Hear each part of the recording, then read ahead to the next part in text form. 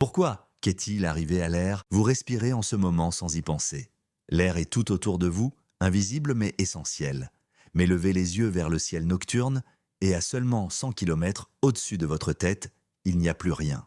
Pas d'air, pas d'oxygène, juste le vide absolu de l'espace. Pourquoi qu'est-il arrivé à l'air? Pourquoi s'arrête-t-il si brusquement? La réponse à cette question apparemment simple révèle des vérités extraordinaires sur la gravité, l'atmosphère et pourquoi notre planète est si spéciale. Aujourd'hui, nous allons explorer ce mystère fondamental et découvrir pourquoi l'espace est vide alors que la Terre est pleine de vie. Si ces questions sur notre planète et l'univers vous fascinent, n'oubliez pas de vous abonner, d'activer les notifications et de liker cette vidéo. Commençons par une expérience de pensée simple. Imaginez que vous êtes dans un avion qui décolle. À mesure que vous montez, vos oreilles se bouchent.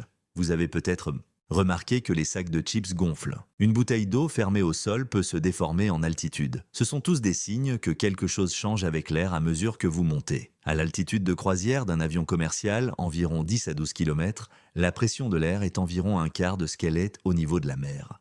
C'est pourquoi les cabines d'avion doivent être pressurisées. Sans pressurisation, vous auriez du mal à respirer, vous vous sentiriez étourdi et vous pourriez perdre conscience en quelques minutes. Mais 10 km, ce n'est rien comparé à la hauteur totale de notre atmosphère. Si vous continuez à monter, l'air deviendrait de plus en plus mince.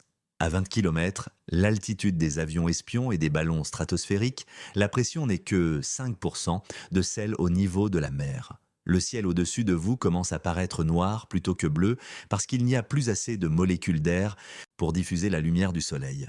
À 50 km, vous êtes dans la mésosphère où les météores brûlent en entrant dans l'atmosphère. La pression ici est un millième de celle au niveau de la mer. Il y a encore techniquement de l'air, mais il est si ténu que vos poumons ne pourraient extraire aucun oxygène utilisable. Vous seriez aussi mort que dans le vide spatial complet.